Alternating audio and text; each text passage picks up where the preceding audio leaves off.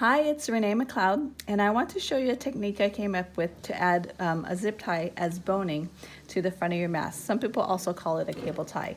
And you can get these at any hardware store. I got mine at Home Depot. Okay, so basically what it's gonna do is you're gonna place it into your fabric here, and it's gonna hold the fabric away from your nose and your mouth. I've been using this pattern here from sartor.cz, so www.sartor.cz.com, and it is in this shape here. But you can also use it on the craft passion masks, which I've been doing a lot of, and it works just as well. So any pattern that has a curve in it, like this, on the front curve, is great with this technique. I actually recommend that you have a larger curve than usual, just to give your mouth a little bit more room in front of your mouth and your nose. Okay, so basically it's going to look like this when you're done. See how it holds up a little bit further away from your nose and your mouth. And the liner is going to look like that. Okay, so what you're going to do is you're going to start with your fabric here, and when you're sewing your first seam, you're going to sew a 3/8 inch seam away from on the curve. So 3/8 of an inch here. And the reason why you're going to use a larger seam here, the 3/8 inches, because you're going to want enough room to create a pocket here with your top stitch for your zip tie. So after you do your 3/8 inch seam, you open up the fabric, and you're going to use your iron, or you're going to finger press the seam down. So what I do is I get my fingers, or I don't get my fingers, I get my iron and I jam the iron into the seam, and what it does is it opens up and pushes it down here. Okay, but you can also easily just finger press it open here if you want to save that step. So then you're going to butterfly the material open, and you're going to do a top stitch right here, a wider top stitch than you would normally do. You're going to use your zip tie to measure. This zip tie is 1/4 of an inch, so you're going to want a top stitch that is just a smidge more than 1/4 of an inch. Smidge is a sewing term, so a smidge more than 1/4 of an inch. And you might want to actually put your zip tie down next to the needle and next to your seam to make sure that you're leaving enough room. What that is going to do is it's going to create a pocket. It's going to look like this, and it's going to create a pocket to which you're going to insert your zip tie into. Okay, so it's going to look like this. And it's going to create this 3-layer pocket, and you're going to insert your zip tie into the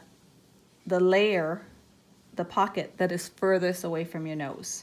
Okay, to get your zip tie ready, you're going to get your zip tie, and you're going to lay it against a curve, and you want to measure it out, and then cut the top and the bottom, and then take into account what your seam allowance and your top stitch measurements are going to be.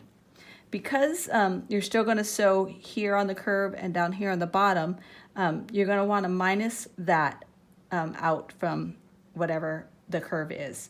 So I would cut here at the top and the bottom, and then I would do another cut of a smidge more than 1 inch. So I cut off maybe 1 inch and 1/8 off the curve. Okay. Once you cut your zip tie, you're going to want to cut both edges and round them, and you're going to want to get some flame, not over your material. Use it in a safe and stable environment, and you're going to want to just melt the edge really quickly. It's not hot hardly. On both sides, and that just stops it from being like a sharp edges, so it doesn't help poke through your fabric. And then you're going to take your zip tie that you've gotten ready, and you're going to insert it into the pocket that is going to be furthest away from the nose. So this is your liner piece of fabric. So you see the 1, 2, 3 layers of fabric. So you're going to want to insert it into the bottom layer, the layer that's going to be furthest away from your nose. So then that gives it 2 layers of cushion from your nose, if that makes any sense. So this is what it's going to look like when the zip tie is in there. Okay, so see how already the curve is holding it away from your where your nose is going to be. Okay, then you're just going to continue on with your sewing. You're going to marry the two fabrics together, and then when you're sewing the two fabrics together, you're going to want to maybe get up here to the top and do a back stitch, and then continue sewing, and the same on the bottom. Make sure you push the zip tie away when you get to this portion, because you do not want to sew on the zip tie and break a needle. So make sure you push the zip tie away, and then maybe do a back stitch just so for more security of that there. If you were to do a nose piece, I would recommend you do the top stitch sewing portion of it, and then you do your nose, your perpendicular nose piece, which is going to be a perpendicular stitch to here, and then you're just going to do the zip tie measurements from the bottom of the nose piece area to the bottom of your curve, the bottom of the mask, minus whatever seam and top stitch allowances you're going to do down here only. So for a nose, if you were doing a mask with a nose wire piece, you're going to do the zip tie from the nose wire bottom seam, I suppose, down to the bottom of the mask, minus probably a little bit more than half an inch if you're doing if you were doing a 3/8 inch seam and a 1/8 inch top stitch. Okay, so when you're done with all this, it's going to look like this. And it's going to give you more room. It's just going to, when you put the mask on, it's going to hold it shaped like this, hold it out. It's washable because it's just a plastic zip tie.